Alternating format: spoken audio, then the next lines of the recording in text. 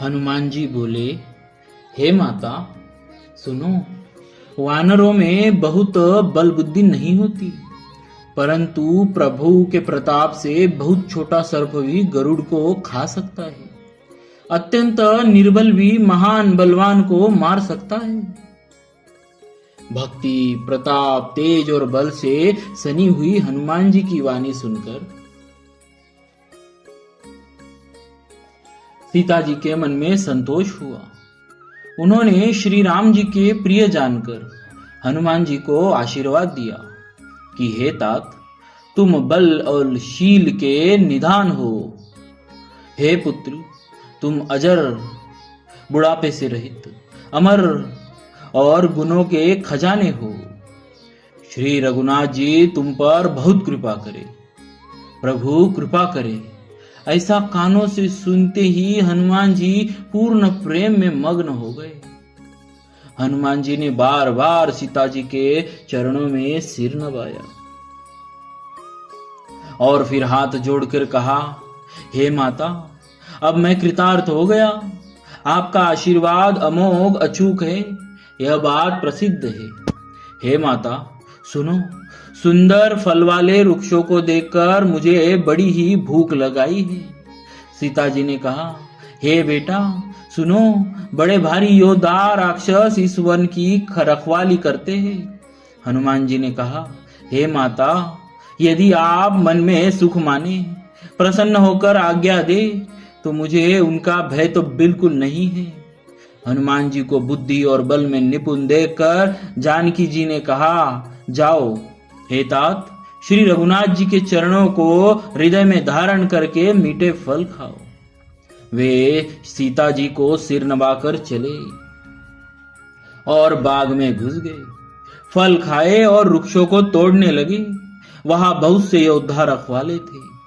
उनमें से कुछ को मार डाला और कुछ ने जाकर रावण से पुकार की और कहा, हे नाथ, एक बड़ा भारी बंदर आया है। उसने अशोक वाटिका उजाड़ डाली, फल खाए, वृक्षों को उखाड़ डाला और रखवालों को मसल मसल कर जमीन पर डाल दिया। यह सुनकर रावण ने बहुत से योद्धा भेजे। उन्हें देखकर हनुमान जी ने गर्जना की। हनुमान जी ने सब राक्षसों को मार डाला। कुछ जो अधमरे थे चिल्लाते हुए गए। फिर रावण ने अपने पुत्र अक्षय कुमार को भेजा। वह असंख्य श्रेष्ठ योद्धाओं को साथ लेकर चला। उसे आते देखकर हनुमान जी ने एक वृक्ष हाथ में लेकर ललकारा और उसे मारकर महाध्वनि बड़े जोर से गर्जना की। उन्होंने सेना में कुछ को मार डाला और कुछ को मसल डाला और कुछ को पकड़ पकड़ कर धूल में मिला दिया। कुछ ने फिर जाकर पुकार की, हे प्रभु, बंदर बहुत ही बलवान है। पुत्र का वध सुनकर रावण क्रोधित हो उठा और उसने अपने जेठे पुत्र बलवान मेघनाद को भेजा।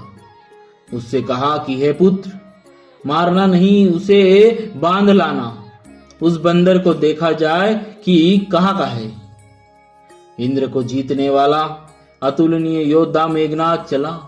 भाई का मारा जाना सुन उसे क्रोध आया।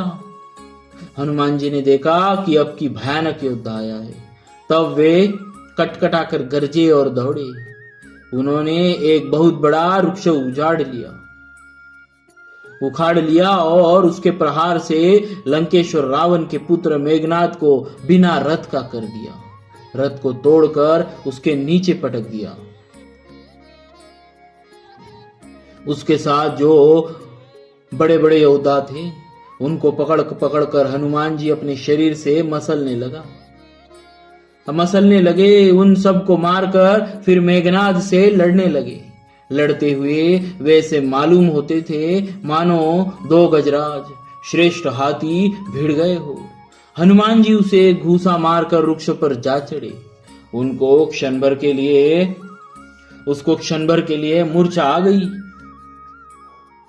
फिर उठकर उसने बहुत माया रची, परंतु पवन के पुत्र उससे जीते नहीं जाते। अंत में उसने ब्रह्मास्त्र का संधान प्रयोग किया। तब हनुमान जी ने मन में विचार किया कि यदि ब्रह्मास्त्र को नहीं मानता तो उसकी अपार महिमा मिट जाएगी। उसने हनुमान जी को ब्रह्म बाण मारा, जिसके लगते ही वे वृक्ष से नीचे गिर पड़े, परंतु गिरते समय भी उन्होंने बहुत सी सेना मार डाली। जब उसने देखा कि हनुमान जी मूर्छित हो गए, तब वह उनको नागपाश से बांध कर ले गया। शिव जी कहते हैं, हे भवानी सुनो, जिनका नाम जप कर ज्ञानी विवेकी मनुष्य संसार जन्म मरण के बंधन को काट डालते हैं, उनका दूत कहीं बंधन में आ सकता है? किंतु प्रभु के कार्य के लिए हनुमान जी स्वयं अपने को बांध लिए। बंदर का बांधा जाना सुनकर राक्षस दौड़े और कौतुक के लिए, तमाशा देखने के लिए सब सभा में आए। हनुमान जी ने जाकर रावण की सभा देखी। उसकी अत्यंत प्रभुता, ऐश्वर्य कुछ कहा नहीं जाती। देवता और दिक्पाल हाथ जोड़े बड़ी नम्रता के साथ भयभीत हुए। सब रावण की भाव ताक रहे हैं, उसका रुख देख रहे हैं। उसका ऐसा प्रताप देखकर भी हनुमान जी के मन में जरा भी डर नहीं हुआ। वे ऐसे निशंक खड़े रहे जैसे सर्पों के समूह में गरुड़ निशंक निर्भय रहते हैं। हनुमान जी को देखकर रावण दुर्वचन कहता हुआ खूब हंसा। फिर पुत्र वध का स्मरण किया तो उसके हृदय में विषाद उत्पन्न हो गया। लंकापति रावण ने कहा, रे वानर, तू कौन है? किसके बल पर तूने वन को उजाड़ कर नष्ट कर डाला? क्या तूने कभी मुझे कानों से नहीं सुना? मेरा नाम और यश नहीं सुना? रे शठ, मैं तुझे अत्यंत निशंक देख रहा हूं। तूने किस अपराध से राक्षसों को मारा? रे मूर्ख, बता, क्या तुझे प्राण जाने का भय नहीं? तब वीर हनुमान जी ने कहा, हे रावण, सुन, जिनका बल पाकर माया संपूर्ण ब्रह्मांडों के समूहों की रचना करती है, जिनके बल से हे दशशीष ब्रह्मा विष्णु महेश सृष्टि का सृजन पालन और संहार करते हैं, जिनके बल से सहस्त्रमुख फनों वाले शेष जी पर्वत और वन सहित समस्त ब्रह्मांड को सिर पर धारण करते हैं, जो देवताओं की रक्षा के लिए नाना प्रकार की देह धारण करते हैं, और जो तुम्हारे जैसे मूर्खों को शिक्षा देने वाले हैं,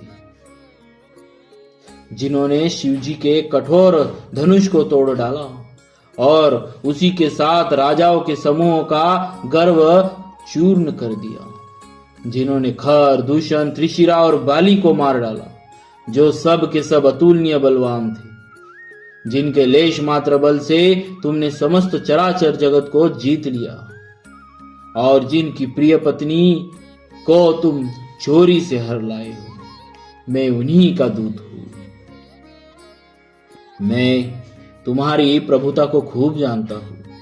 सहस्त्र भाव से तुम्हारी लड़ाई हुई थी और बाली से युद्ध करके तुमने यश प्राप्त किया था। हनुमान जी के मार्मिक वचन सुनकर रावण ने हंसकर बात टाल दी। हे राक्षसों के स्वामी, मुझे भूख लगी थी, इसीलिए मैंने फल खाए और वानर स्वभाव के कारण वृक्ष तोड़े। हे निशाचरों के मालिक, देह सबको परम प्रिय है। कुमार्ग पर चलने वाले दुष्ट राक्षस जब मुझे मारने लगे, तब जिन्होंने मुझे मारा उनको मैंने भी मारा।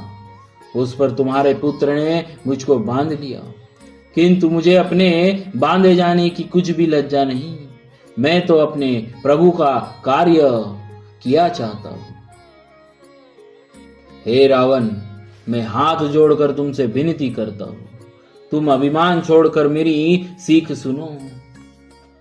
तुम अपने पवित्र कुल का विचार करके देखो और भ्रम को छोड़कर भक्त भयहारी भगवान को भजो। जो देवता, राक्षस और समस्त चराचर को खा जाता है, वह काल विजिन के डर से अत्यंत डरता है। उनको कदापि वैर न करो, उनसे कदापि वैर न करो और मेरे कहने से जानकी माता को दे दो। खर के शत्रु श्री रघुवीर जी शरणागतों के रक्षक और दया के समुद्र है। शरण जाने पर प्रभु तुम्हारा अपराध भुलाकर तुम्हें अपनी शरण में रख लेंगे। तुम श्री राम जी के चरण कमलों को हृदय में धारण करो और लंका का अचल राज्य करो। ऋषि पुलिस्त जी का यश निर्मल चंद्रमा के समान है, उस चंद्रमा में तुम कलंक न बनो। राम नाम के बिना वाणी शोभा नहीं पाती। मद मोह को छोड़ विचार कर देखो। हे देवताओं के शत्रु, सब गहनों से सजी हुई सुंदरी स्त्री भी कपड़ों के बिना शोभा नहीं पाती।